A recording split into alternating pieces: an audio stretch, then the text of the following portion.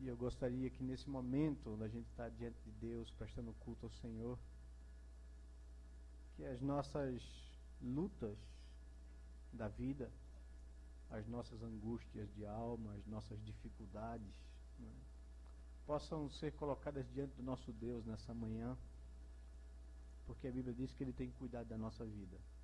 E eu queria convidá-lo, né, a que você pudesse colocar diante de Deus e não deixar que essas coisas roubassem de você a singularidade desse momento na presença de Deus.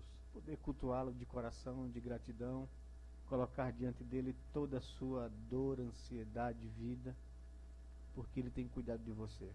Deus vai, na sua bondade, na sua misericórdia, vai, na sua provisão, vai fazer passar tudo aquilo que inquieta e perturba a sua alma. E saiba que mesmo essas coisas que são difíceis e desagradáveis, de alguma forma o Senhor usa para o seu crescimento espiritual. Então que você possa descansar nele, confiar no seu Deus, que Ele tem cuidado da sua vida. Vamos abrir nossas Bíblias, a palavra de Deus no Evangelho de Mateus, no capítulo 5, e colocar nossa atenção nos versos 21 ao verso 26 da palavra de Deus.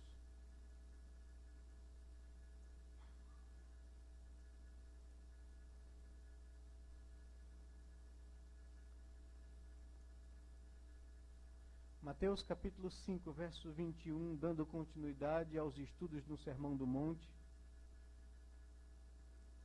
A palavra de Deus nos diz assim: ouvistes que foi dito aos antigos, não matarás. E quem matar estará sujeito a julgamento. Eu, porém, vos digo que todo aquele que, sem motivo, se irá contra o seu irmão, estará sujeito a julgamento. E quem proferir um insulto a seu irmão estará sujeito a julgamento do tribunal. E quem lhe chamar tolo estará sujeito ao inferno de fogo. Se, pois, ao trazeres ao altar a tua oferta, e ali te lembrares de que teu irmão tem alguma coisa contra ti, deixa perante o altar a tua oferta. Vai primeiro reconciliar-te com teu irmão, e então, voltando, faze a tua oferta. Entra em acordo, sem demora, com o teu adversário, enquanto estás com ele a caminho, para que o adversário não te entregue ao juiz, o juiz ao oficial de justiça, e sejas recolhidos à prisão. Em verdade te digo que não sairás dali enquanto não pagares o último centavo. Vamos orar a Deus, buscar sua orientação, para compreendermos o ensino da sua palavra. Deus bendito, nós queremos louvar o teu nome, Senhor, e colocar diante de ti a nossa oração, a nossa adoração, o nosso louvor, o nosso culto. Somos muito gratos ao Senhor por tua bondade, por tua misericórdia, Senhor Deus, que nos convida a gozar a tua presença nesta manhã, que nos convida, Senhor Deus, a ter o privilégio de poder ter contato com o Deus da glória, o Deus Criador, o Deus soberano sobre o universo, o Deus, ó Senhor Deus, eterno, infinito, santo que Tu és. Convida a nós, seres pecadores e caídos, a estarem na Tua presença, e nós nos achegamos diante do Senhor confiados no sacrifício do Teu Filho Jesus por nós, que deu a sua vida naquela cruz, para nos lavar e nos purificar dos nossos pecados e nos reconciliar contigo, Pai. Nós agradecemos ao Senhor por esse privilégio e colocamos diante do Senhor a nossa vida, o nosso coração, as nossas dificuldades, as nossas decepções, as lutas, ó Senhor Deus, do dia a dia. Trazemos e colocamos diante do Senhor, confiados que Tu és o Deus que cuida da nossa vida, o Deus que tem controle sobre toda e qualquer situação da existência, e um Deus que em todas as coisas opera para o bem daqueles que Te amam. Nós confiamos nisso e descansamos o nosso coração em Ti, Senhor Deus. Estamos aqui prontos a Te adorar, prontos a cultuar o teu nome, desejosos de ouvir a tua voz. Fala, pois, ao nosso coração pela tua palavra, Senhor Deus. Abre nosso entendimento, ilumina nossa mente. Que o teu Espírito Santo, que habita os corações, que o teu Espírito Santo, que está conduzindo as coisas nesse momento de culto, possa nos levar, Senhor Deus, a compreender a tua verdade para as nossas vidas, para que possamos aplicar na nossa vida prática, Senhor Deus, e viver de forma tal que o Senhor tenha prazer em nós. Nos abençoe. Vem sobre nós com graça nessa manhã, é o que nós te pedimos em nome e por amor de Jesus, o teu Filho amado. Amém, Pai querido. Amém. Meus amados, estamos dando continuidade aos estudos no Sermão do Monte. E nós já vimos com vocês, para que a gente possa se situar, que Jesus iniciou esses estudos, ou essa série de ensinos aos seus discípulos, tentando fazer com que os discípulos percebessem qual era a vontade de Deus para a vida deles. O contexto foi que Jesus estava sendo sempre seguido por numerosas multidões, por causa do bem que ele fazia, por causa dos milagres que ele realizava, por causa das curas, por causa da multiplicação de pães. As pessoas vinham ter com Jesus de todas as partes, para ver se alcançava dele algum favor, né? Jesus então se retira do meio da multidão, se isola em cima de um monte, e os seus discípulos se aproximam dele. E então Jesus passa a ensiná-los, chamando a atenção deles para o que Deus desejava encontrar na atitude do ser humano em relação a Deus. E ele começa a fazer um contraste, dizendo que ele gostaria de ter pessoas junto a ele que não o seguisse por causa daquilo que ele pudesse proporcionar para as pessoas. Que o interesse não fosse esse, ter de Deus alguma coisa para o seu benefício. Jesus começa a dizer que ele procura discípulos, pessoas que adorem a Deus por aquilo que Deus é, e não por aquilo que Deus possa proporcionar.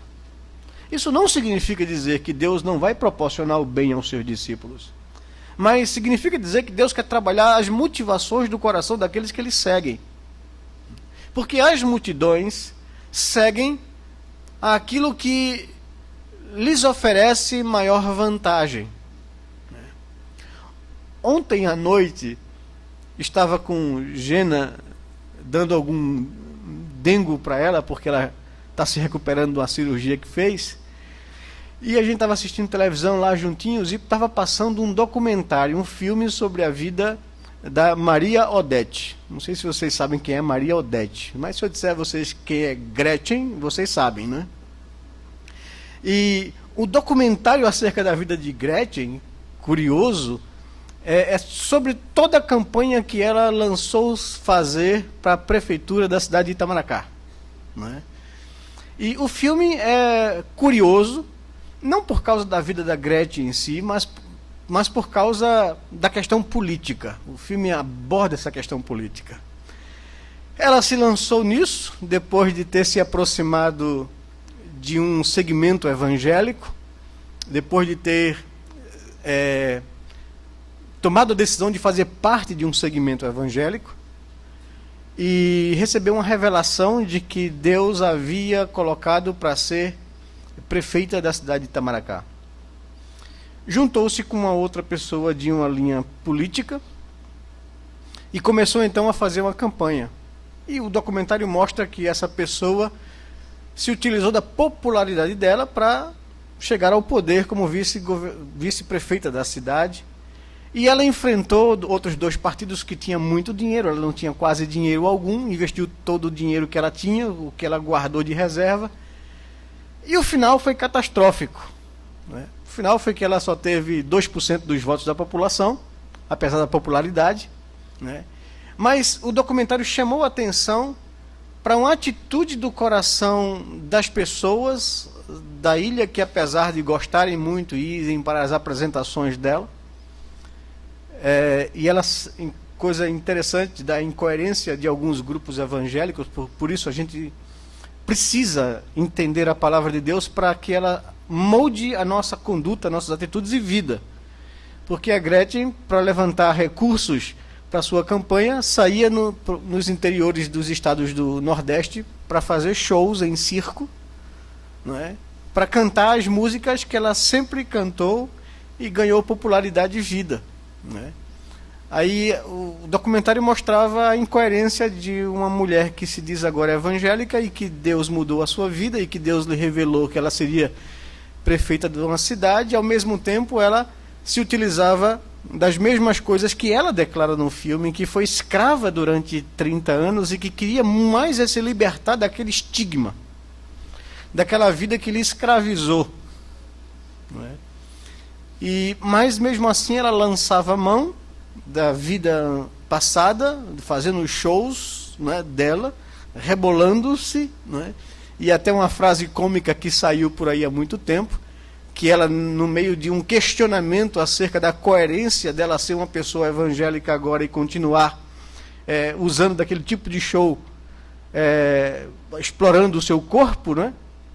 Ela dizia que antes eu rebolava para os homens, hoje eu rebolo para Jesus. Mais ou menos alguma coisa assim, para você ver o grau de incoerência de alguns segmentos, né? Mas no final das contas, o que eu quero chamar a atenção e destacar para vocês é que as pessoas de uma cidade estavam atrás de vantagens financeiras. Se um candidato me dá R$150 para que eu possa estar na militância dele, enquanto Gretchen não me dá nada porque ela não tem, e o discurso dela foi muito claro com relação a isso, eu não tenho dinheiro para distribuir, não é correto isso, e eu quero que vocês me apoiem, ou que vocês lutem pela minha campanha, porque eu sou moradora de Itamaracá há 11 anos, eu conheço os problemas de Itamaracá, Itamaracá já me deu muito e eu quero agora retribuir a cidade.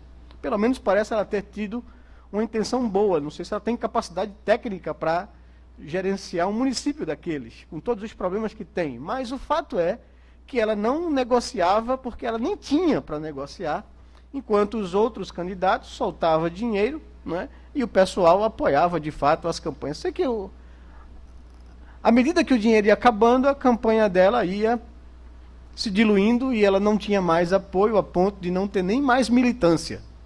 E terminou os dias finais da campanha, ela, uma candidata a vereadora, e teve que trocar da vice, porque a vice, quando percebeu que não ia dar certo, pulou de partido para ganhar espaço no outro partido e por aí vai. A história da motivação da atitude humana com relação à vida, a vantagem que eu possa levar de alguém na vida.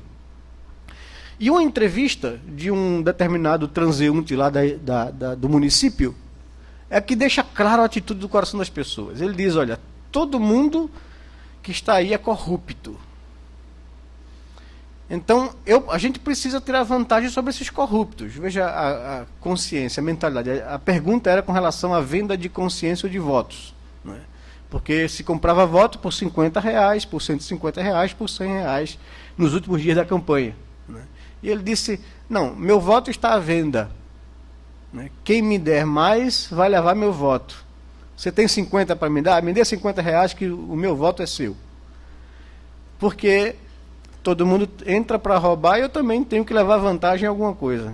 Então, a mentalidade, né, das pessoas é essa. Jesus quer exatamente chamar a atenção dos seus discípulos para essa diferença de atitude com relação a Deus e com relação à vida.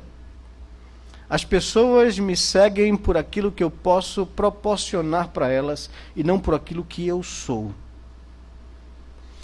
Eu quero que vocês tenham uma atitude diferente, porque Deus, não é, de fato, manifesta graça a pessoas que têm essa atitude. Aliás, e aí ele então começa naquela primeira parte do Sermão do Monte, que nós chamamos de características de caráter de um discípulo verdadeiro. Jesus começa a explicar que a conversão de uma pessoa se dá por uma ação de Deus na pessoa do Espírito Santo, no coração de um homem, levando esse homem a reconhecer a sua real condição de um pecador perdido, sem qualquer méritos. Só quando o homem reconhece essa sua condição e chora e lamenta arrependido diante de Deus, é que ele é salvo, que ele reina, que que ele herda o reino dos céus e que ele é consolado pelo único consolo que pode trazer paz ao coração de uma pessoa que foi convencida do seu estado de miséria espiritual, que é o perdão, o sangue de Cristo na cruz. Então, quando a pessoa entende isso, ela está sendo alvo da ação do Espírito, conduzindo essa pessoa a verdadeiro arrependimento. Ela se torna agora com Deus mansa, submissa, obediente a Deus. Ela entendeu que ela estava perdida, que era um pecador perdido e que Deus a amou em Cristo Jesus e a perdoou do seu pecado, e por isso ela passa a confiar a sua vida a Deus e se submete ao seu senhorio, à sua liderança. Essa pessoa passa a ser mansa no trato com Deus. E essa pessoa passa agora a não mais buscar ou trabalhar pelos seus próprios interesses, mas pelos interesses de Deus. Ela tem fome e sede da justiça de Deus. A sua vida agora é voltada para Deus, porque ela entende que foi comprada por Ele. Isso muda a sua atitude com Deus, não de negociar, não de querer levar alguma vantagem de Deus, e muda a sua atitude com relação às outras pessoas, o ser humano, o seu próximo. E aí as outras 4 bem-aventuranças tratam disso, de como eu passo a me relacionar com o meu semelhante, tendo misericórdia pela sua condição de pecador, da mesma forma que Deus teve misericórdia comigo. Eu passo a lidar com as pessoas com atitude de coração pura.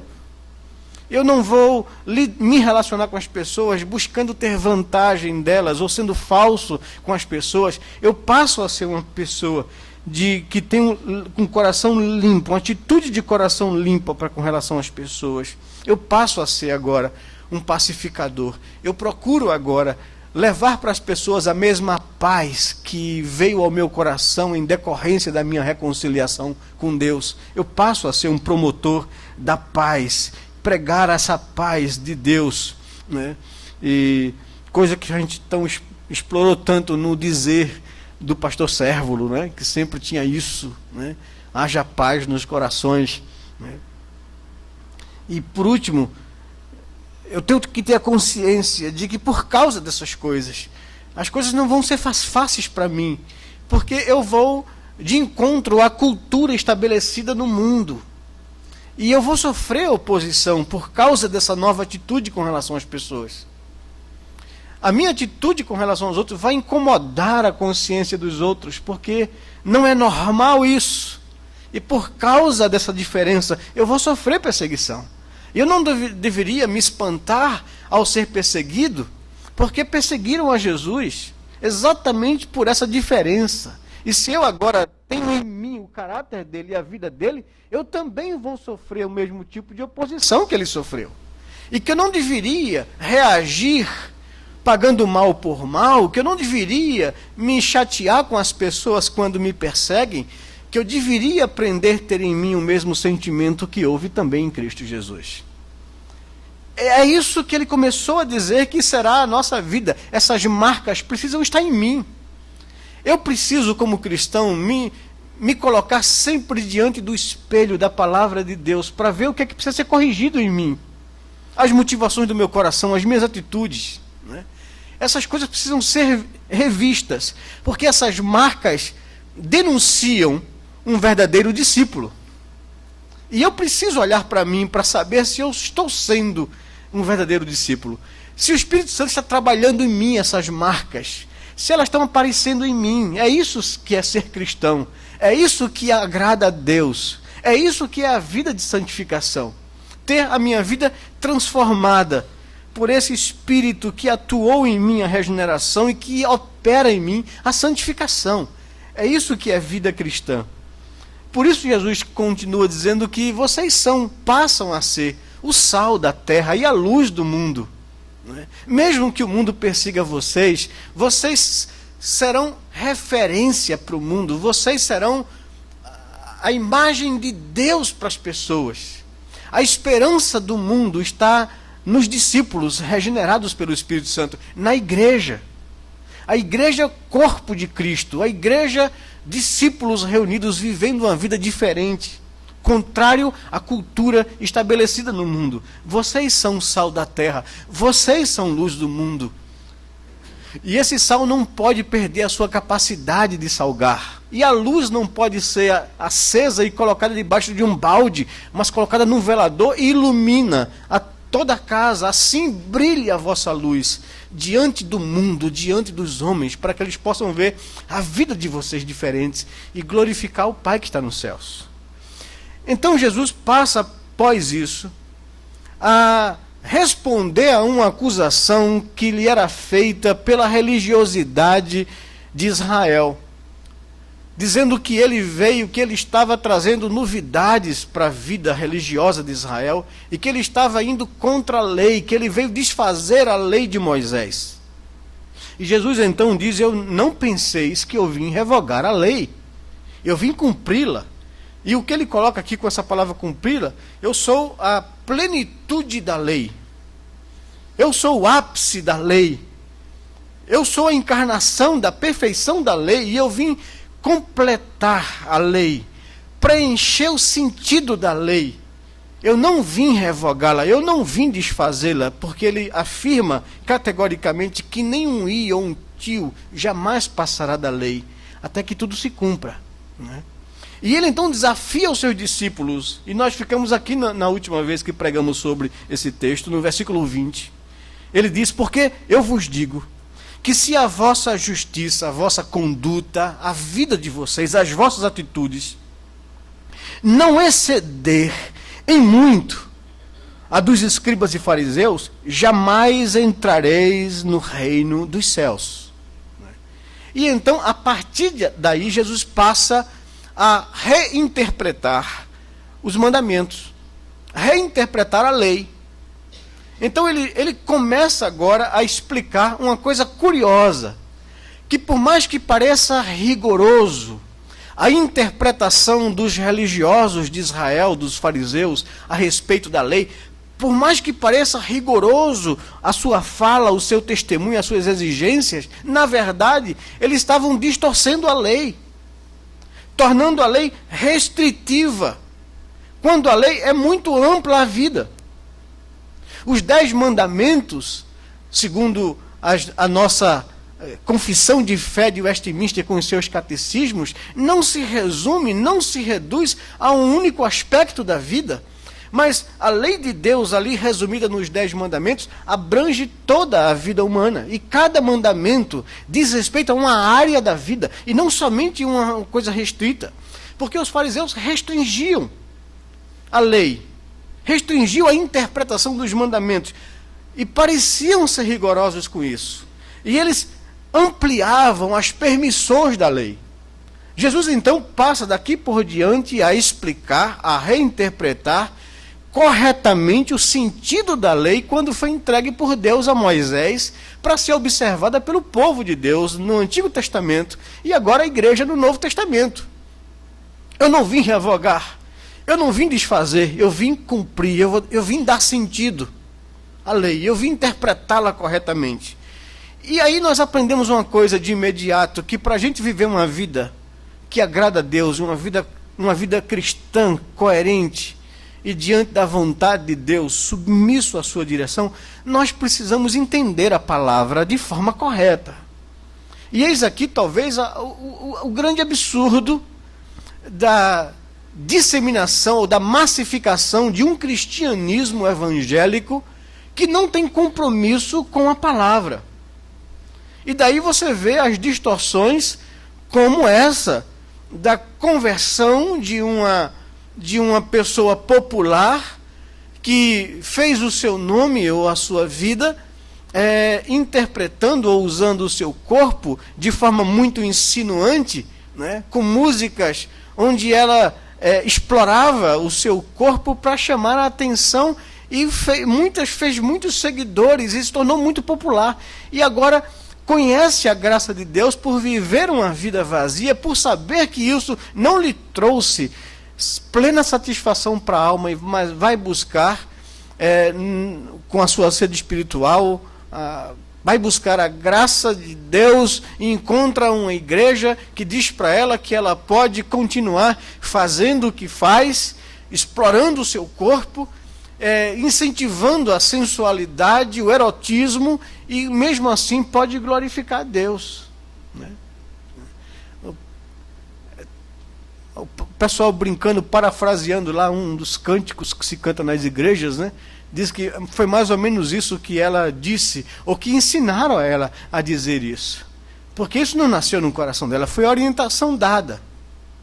Eu me lembro de uma outra situação, de uma outra pessoa popular como Monique Evans, que aí também passou por uma experiência, depois de uma crise depressiva muito forte, de entregar a vida a Cristo numa dessas igrejas evangélicas, e de repente foi convidada para fazer um programa noturno para o público masculino, de erotismo, onde era uma loja, ou se vendia, ou se apresentava peças de erotismo, e ela foi consultar o pastor da igreja que ela fazia parte, e o pastor disse que não tem nenhum problema ela fazer aquilo, porque a vida dela profissional é uma e a vida espiritual é outra, né?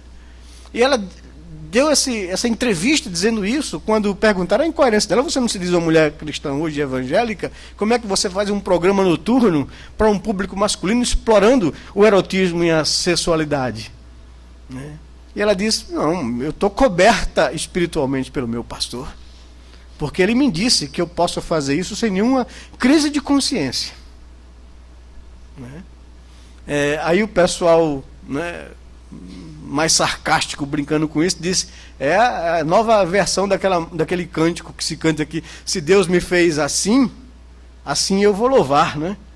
Então, essa coisa de um evangelho que não está fundamentado na Escritura, na palavra de Deus, e sim nos interesses de pessoas que não têm escrúpulos, ou que defendem uma tese mais humanista, ou que busca popularidade. Porque um discurso que chama as pessoas a viver uma vida coerente, ele é antipático, ele é tido por radical, ele é tido por uma igreja limitada, o que limita a consciência das pessoas. Mas veja, Jesus então começa a afirmar para os seus discípulos que até mesmo o rigor da interpretação farisaica não tinha qualquer sentido. Ele então passa aqui a explicar ou a interpretar de forma correta, no seu sentido original, o sexto mandamento. Ouviste o que foi dito aos antigos, eu porém vos digo. Vocês vão lidar com isso aqui. Jesus não está contradizendo absolutamente nada da lei. Jesus está aqui se contrapondo à interpretação farisaica acerca da lei. Vocês têm ouvido o que se tem ensinado aos antigos. Vocês têm visto a interpretação que se tem dada do mandamento: não matarás, e quem matar, quem tirar a vida de alguém, estará sujeito a julgamento de tribunal humano. Eu, porém, vos digo que o que Deus quis dizer, que o sentido do mandamento vai muito além do que tirar a vida de alguém de forma física. Que o mandamento, o sexto mandamento, abrange o valor da vida, da existência humana, do cuidado que se tem com a própria vida e com a vida do outro, porque todo ser humano foi criado à imagem de Deus. Jesus começa a interpretar isso e a mostrar que o sexto mandamento não está se reportando ou se referindo tão somente a um ato de tirar a vida física de alguém, mas de como eu devo lidar com o meu semelhante. Nós já aprendemos aqui com vocês, e é interessante que o próprio Sermão do Monte faz essa separação, nos mostrando que na nossa existência nós lidamos com Deus e nós lidamos com o nosso semelhante.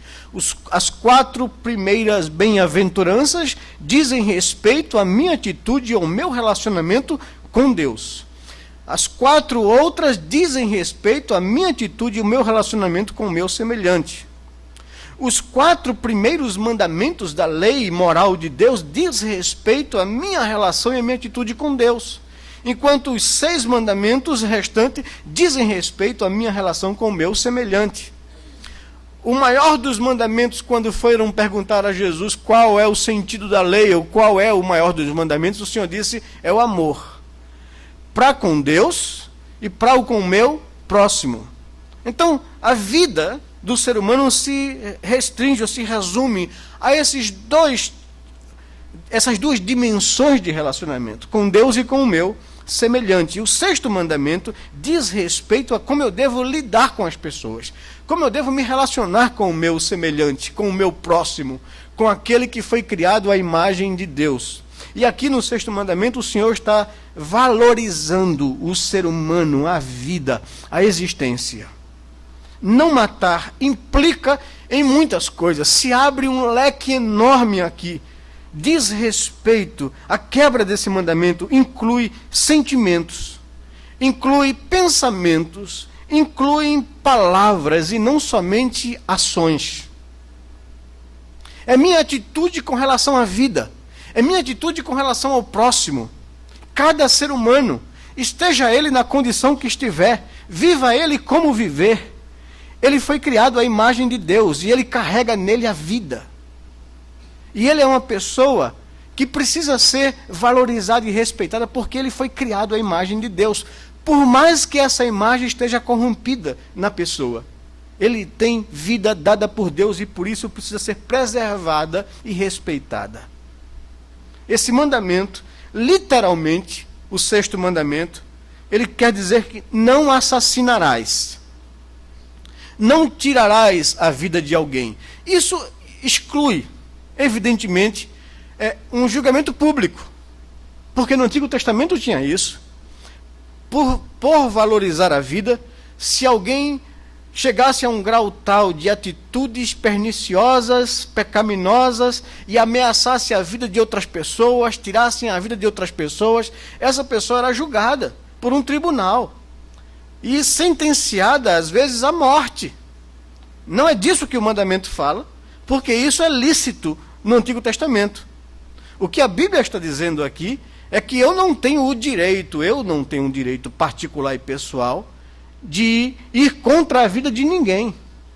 Isso exclui um julgamento de um tribunal de autoridades estabelecidas legalmente. Isso exclui, evidentemente, situações de guerra. O povo de Israel viveu essas situações de guerra. Isso exclui a autodefesa em proteger a vida minha ou de outras pessoas. Tirar a vida de alguém que está ameaçando a vida delas. Né? Esse conceito, né, por exemplo, da polícia americana, de que para preservar a vida de inocentes, eles têm o direito de tirar a vida de quem ameaça a vida de outros, sem nem pensar duas vezes. Se a vida de alguém está sob ameaça por causa de um terceiro que está ameaçando matar, eles têm o direito de defender a vida de outro para tirando a vida de alguém. Isso é legal, diante do conceito bíblico. Não matarás não significa isso, significa que eu não posso assassinar. E quais são essas formas de assassinato, de tirar a vida de alguém? Aí Jesus então entra, amplia, fala do sentido da lei e de como nós pecamos nesse mandamento. E quando nós procuramos compreender esse mandamento, nós vamos perceber que nós somos culpados desse mandamento. O que os fariseus diziam? Nós não matamos ninguém, eu nunca tirei a vida de ninguém. Jesus diz, tem certeza? Já sondou o seu coração? Não, mas eu nunca fiz um ato de matar. Não, mas o mandamento não se refere a isso. Essa é a ação extrema da quebra desse mandamento. Mas antes de você chegar nisso aqui, há várias etapas com relação a sentimento, com relação a pensamento, até mesmo palavras. Eu posso tirar a vida de alguém, até mesmo com palavras. Eu posso quebrar o mandamento ou ir contra a vida. Quando não valorizo, quando não respeito, quando não considero a outra pessoa. Eu, porém, vos digo que todo aquele que se irá contra o seu irmão estará sujeito a julgamento. E, evidentemente, você vai encontrar na sua Bíblia aí a palavra sem motivo entre colchetes. Significa dizer que nem todos os textos encontrados acerca de Mateus contém essa expressão sem motivo. Alguns textos trazem essa expressão, outros não trazem. Né? Mas, coloque ou não coloque essa expressão, a ênfase aqui é de alimentar ira no coração contra alguém. Com motivo ou sem motivo. Porque Paulo vai interpretando também os mandamentos, dá uma orientação que segue o mesmo raciocínio de Jesus, que segue o ensino de Jesus. Paulo está ensinando o que Jesus ensinou quando escreve a carta aos Efésios, no capítulo 4, no verso 26. Ele diz: irai-vos, mas não pequeis. Não deixe o sol se pôr sobre a sua ira. Há espaço para uma santa indignação. E quando Paulo fala de ira, Paulo está falando de um motivo justo. E quais são os motivos justos de ira? É quando a santidade de Deus está sendo posta em jogo. É quando o nome de Deus está sendo blasfemado. É quando as coisas de Deus, os valores de Deus, a palavra de Deus está sendo agredida ou desfeita. Há motivos para você se indignar. Há motivo para no seu coração haver uma justa indignação contra o pecado, contra Deus.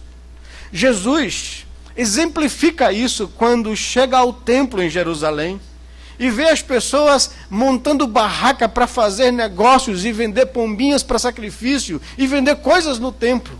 Jesus pega um chicote e sai derrubando aquelas barracas, dizendo que o zelo pela tua causa, Senhor, me consome. Jesus não está tendo um surto de raiva ou de ira. Ele está vivendo isso aqui, e o que nós deveríamos ter no coração. Todas as vezes que o nome de Deus é vituperado entre os gentios, todas as vezes que a lei de Deus é blasfemada, todas as vezes que os valores e os conceitos de Deus são agredidos por uma sociedade que vai contra Deus, deveria bater no meu coração indignação, zelo por Deus. Mas muitas vezes nós só nos iramos quando essas coisas nos afetam. Quando afetam a Deus, o nome dEle, a lei dEle, isso não me diz respeito. Mas quando afeta a minha vontade, as minhas coisas, os meus direitos, aí a minha ira se acende. Não é desse tipo de ira que a Bíblia está falando. Só há lugar e espaço para um tipo de indignação. Quando a verdade, quando a justiça de Deus, quando o nome de Deus está sendo posto em xeque. Aí sim eu deveria me indignar por zelo pelas coisas de Deus. É isso que fez Jesus, tirar os cambistas do templo, dizendo que vocês estão fazendo da casa de Deus casa de comércio. Vocês estão utilizando da religião para tirar vantagens pessoais. E me escandaliza às vezes como tem sido comercializado as coisas de Deus. Dias atrás, aí um tempo atrás desses, estava não sei bem se era uma representante de alguns cantores evangélicos que estavam querendo cobrar das igrejas em culto dinheiro porque cantavam as músicas de tais pessoas.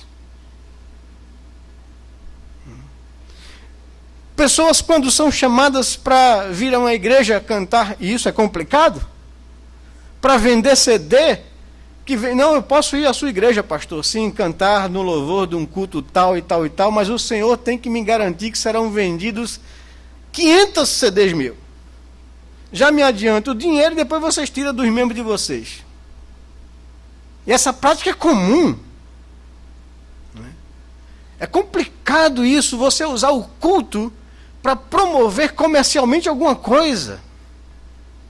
O culto é para Deus e para Deus somente. Não se pode ter um outro motivo, uma outra razão que afete o culto, a não ser a glória de Deus. Irai-vos e não pequeis. E aqui no verso 31 ele fala com mais clareza em Efésios 4, longe de vós toda amargura e cólera e ira e gritaria e blasfêmias e bem assim toda sorte de malícia. Antes sede uns para com os outros benignos, compassivos, perdoando-vos uns aos outros, como também Deus em Cristo vos perdoou. Sede imitadores de Deus como filhos amados, e andai em amor, como também Cristo nos amou, e se entregou a si mesmo por nós, como oferta e sacrifício a Deus em aroma suave.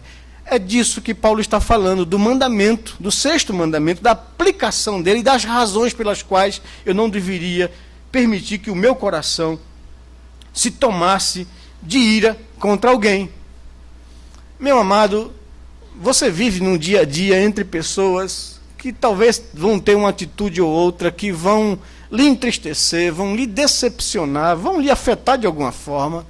E qual deve ser a minha reação diante disso?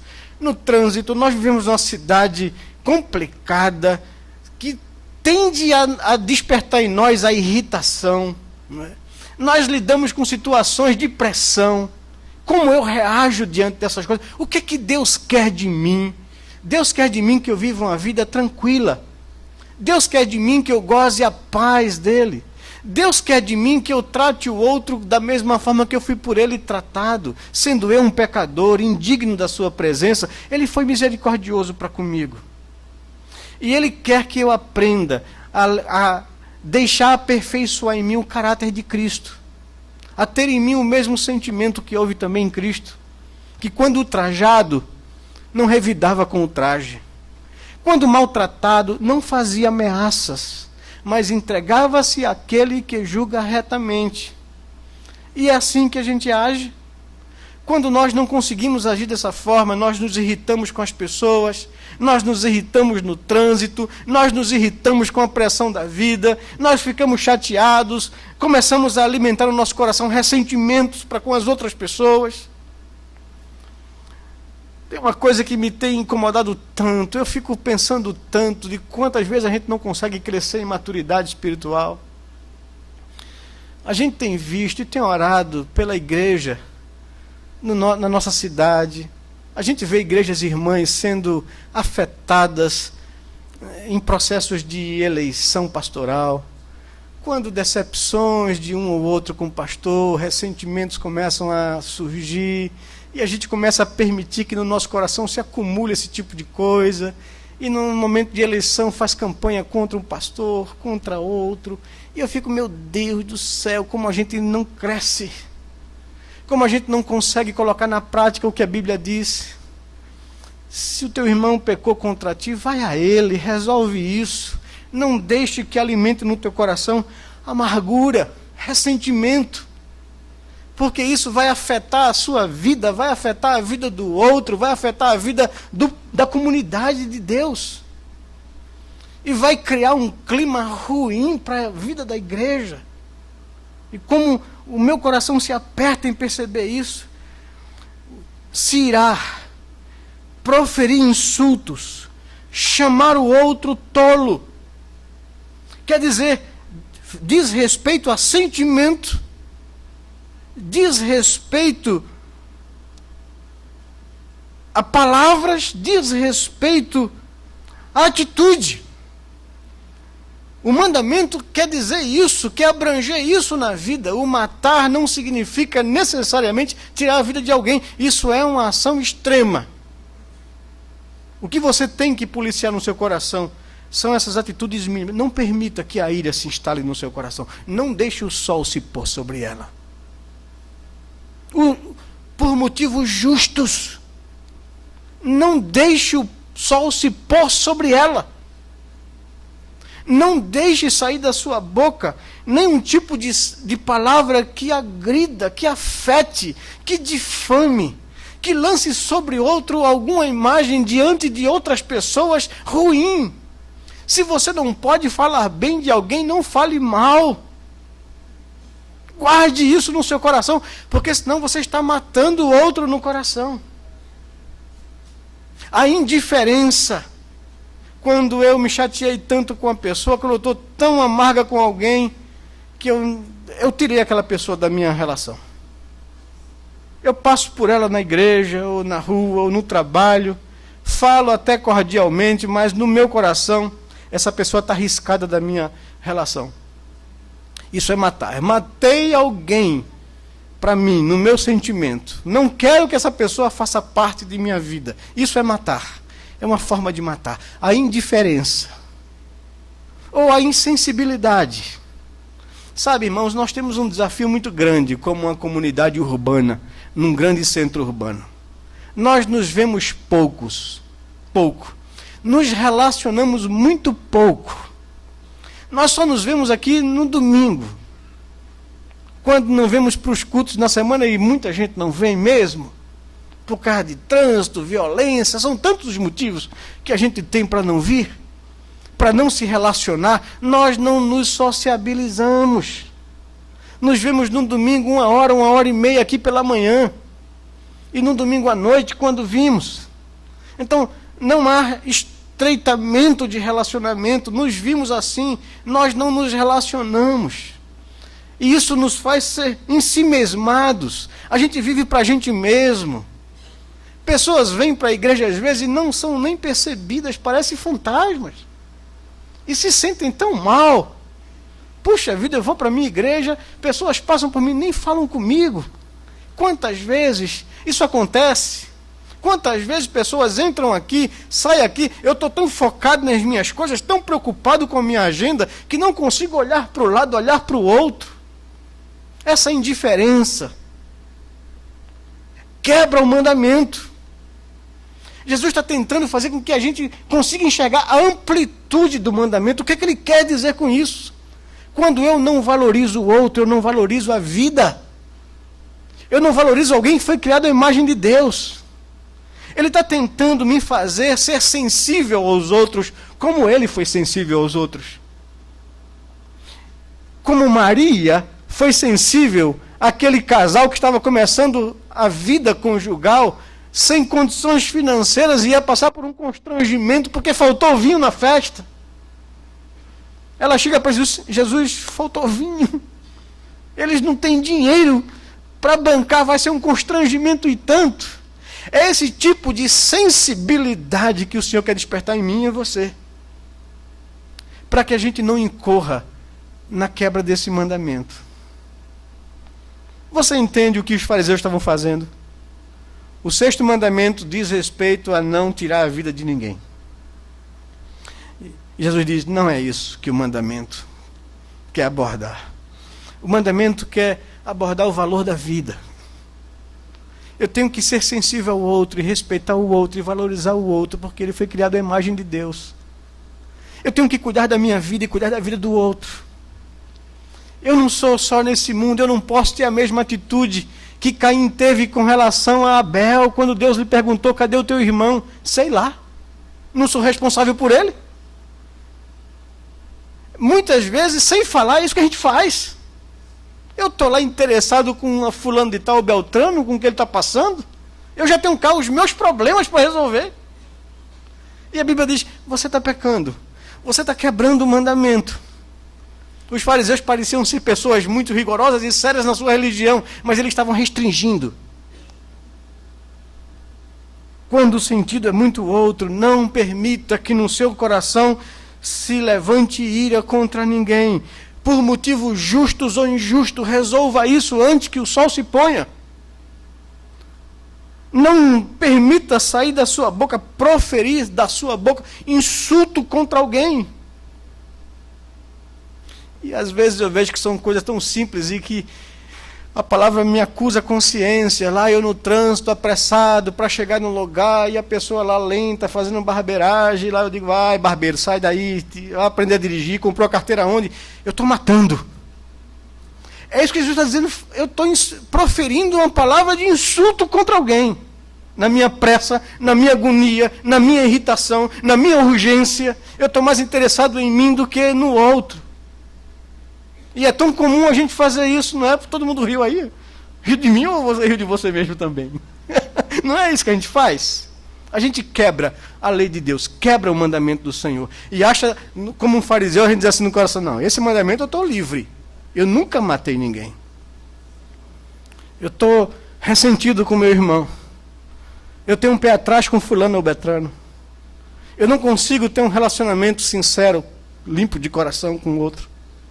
Eu tenho reservas com ele. Ele já me decepcionou aqui. Ele já falou isso contra mim. Fulano de tal está fora da minha agenda. Eu matei. Matei. Porque a Bíblia diz, Cláudio, não deixa fazer isso na tua vida. Isso vai fazer mal para você. Como o pastor Hernandes uma vez pregando aqui, disse, você vai dormir e vai acordar com isso. Isso vai te incomodar a vida toda. Resolve isso para o teu bem e para o bem do outro. Se teu irmão pecar contra ti, procura ele, senta com ele, resolve isso. Concede-lhe perdão, peça perdão, resolve isso. Para que isso não torne para você um empecilho, para que você possa quebrar o seu relacionamento com Deus. Não chame ninguém tolo, por mais simples que seja a palavra contra alguém. Você estará sujeito ao inferno de fogo. E aqui ele faz a aplicação, irmãos, mais séria possível, para a gente entender como Jesus é restrito nisso aqui, como ele aponta para isso aqui. Ele coloca um exemplo simples. Se, pois, ao trazeres ao altar a tua oferta, ao vires cultuar a Deus, né? O trazer a oferta aqui é isso. Não é a oferta de valores de dinheiro não, viu? É a oferta de sacrifício, né? Que era o culto a Deus, oferecer o sacrifício. Se você vir trazer o seu sacrifício, colocar o sacrifício no altar, e ali você se lembrar que teu irmão tem alguma coisa contra ti, deixa ali, não oferece não o teu sacrifício. Resolve primeiro o problema com teu irmão. Porque senão você vai estar sendo hipócrita com Deus. Não faz isso não. Para você não ser julgado por Deus. Vai primeiro te reconciliar com teu irmão, procura teu irmão. Faze as pazes com ele, resolve isso no coração. E aí você vai estar livre para chegar diante de Deus e oferecer o seu culto a Deus. Vai ser um culto agradável e aceitável a Deus. Faz isso. Entra em acordo com ele sem demora. Quando ainda você tem a oportunidade de andar no caminho, enquanto ele não partir nem você partir. Faz isso para o teu bem. Meu querido, eu queria então chamar a você e a mim, para que a gente possa colocar o nosso coração diante de Deus, da palavra de Deus. Temos ou não temos pecado nesse mandamento? Temos ou não temos transgredido esse mandamento? Se a gente for ter uma interpretação farisaica e restringi-lo a tirar a vida de alguém, claro, eu acho que todo mundo aqui vai dizer, não, eu não fiz isso, pastor. Mas eu vou dizer, e a ira no coração? E uma palavra de insulto, por mais boba que seja? E a indiferença? E a mágoa guardada? E o problema relacional não resolvido? E todas as vezes que o nome daquela pessoa vem à sua mente, e o sentimento mau que ele consome. O que é isso? O mandamento quer tratar disso, disse o Senhor. Limpe o coração, trate isso na alma, para que você não seja culpado diante de Deus desse mandamento.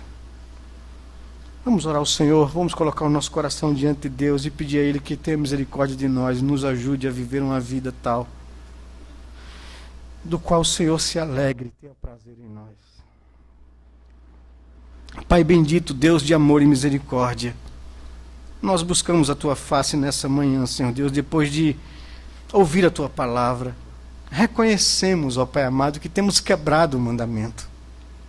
Quando o próprio Jesus amplia, explica, interpreta de forma correta o sentido da lei, que o mandamento se reporta a uma área da vida, o valor da existência humana, ao ser humano criado à imagem de Deus, aos nossos relacionamentos familiares, eclesiásticos, profissionais, na vida, quando a gente lida com pessoas que às vezes vêm de encontro a nós, fazem alguma coisa que nos desagrada, e como nós reagimos a isso. Pai amado, nos ensine a ter o mesmo sentimento que houve em Jesus, que quando ultrajado, não revidou com o traje, quando maltratado, não reagiu com ameaças, mas entregou aquele que julga retamente.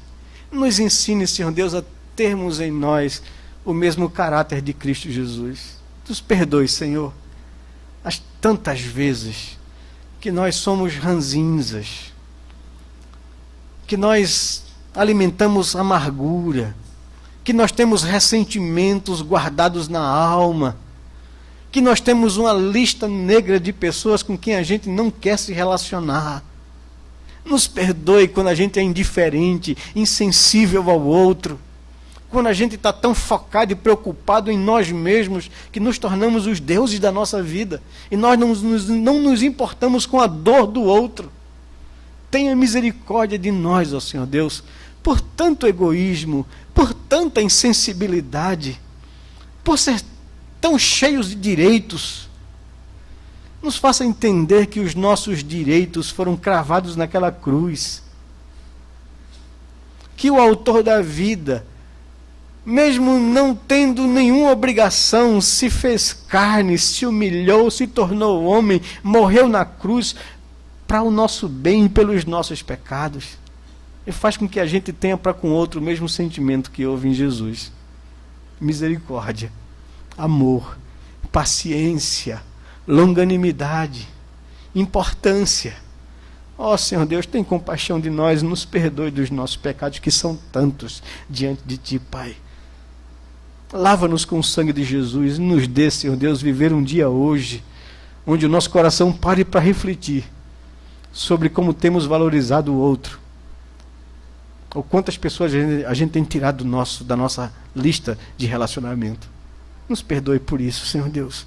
Trate o nosso coração. Nós oramos assim, em nome e por amor de Jesus. Amém, Pai amado. Fiquemos de pé e recebamos a bênção do Senhor, meus amados.